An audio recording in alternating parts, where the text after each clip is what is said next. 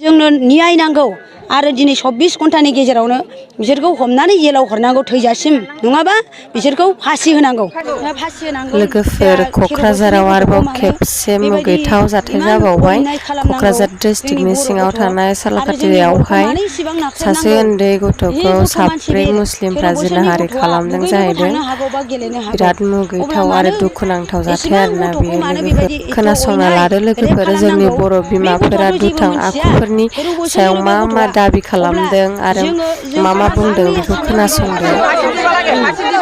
रायजोनि जानानै आङो बयनिबो जानानै खावलायो, बे उन्दै बैसोनि गथ'खौ दिनै बेबायदि जिनाहारि खालामनायनि थाखाय जों गासैनिबो दिनैनि 24 घन्टानि गेजेरावनो बा सानसेनि गेजेरावनो बेवहाय जेरैबाबो न्याय नांगौ आरो बिसोरखौ जोङो जेरैबाबो हमनांगौ सरकारा आरो फासि होनांगौ बेबायदि जों लुबैदों आरो रायजो राजानि बेयो डिमान्ड आरो। औ, सासे उन्दै गथ'आ दा जोबोद माबायाव दुरबल माबा जानानै दङ। बिथाङा दा गावनि हालोदाव मा जायो जों दिनै रायबाबो बे जेबो मोनथिया।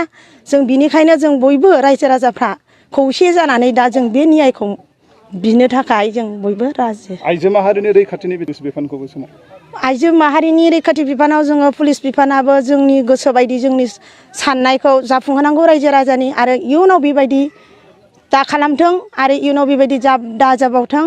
गुबुन हारिनि सुबुंफ्रा मानो जेन'बा उन्दै गथ'खौ दिनै बिथाङा गेलेनोबो हागौ बा दुगैहैनोबो हागौ, बिनि गेजेराव मानो बेबायदि खालामो जों जोबोद दुखु मोननाय फैदों। दिनै गावसोर समब्रा समब्रि गेलेदोंब्लाबो दिनै बेबायदि आखुआव थांनो नाङामोन। जों बिनिखायनो जोबोद दुखु मोनदों। बिनिखायनो सरकारा जेरैबाबो बे राहाखौ लानांगौ, जों जेरैबाबो जों मानिनाय नङा। बिथांमोनखौ जेरैबाबो हमनानै साजा होनांगौ आरो। फासि होनांगौ, जोंबो बेखौनो लुगैयो।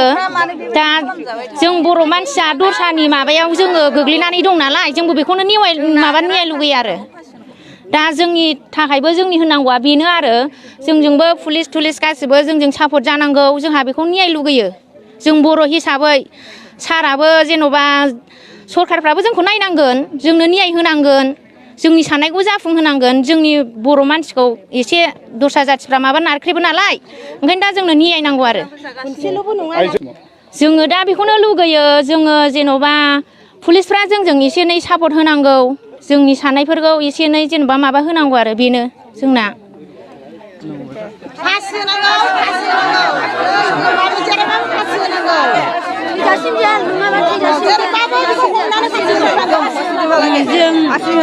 फासि होनांगौ।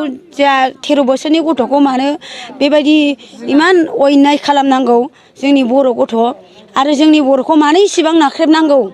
बे गथ' मानसि, बे 13 बोसोरनि गथ'आ दुगैनोबो थांनो हागौ बा गेलेनो हागौ, अब्ला मानो एसेबां गथ'खौ मानो बेबायदि एथ' अयनाय रेप खालामनांगौ। बे गथ'आथ' जेबो मोनथिया, 13 बोसोरनिल' बे गथ'आ। अब्ला जोंनो न्याय नांगौ आरो दिनै 24 घन्टानि गेजेरावनो बिसोरखौ हमनानै जेलाव हरनांगौ थैजासिम नङाबा बिसोरखौ फासि होनांगौ। आंनि साननायाव बिदि।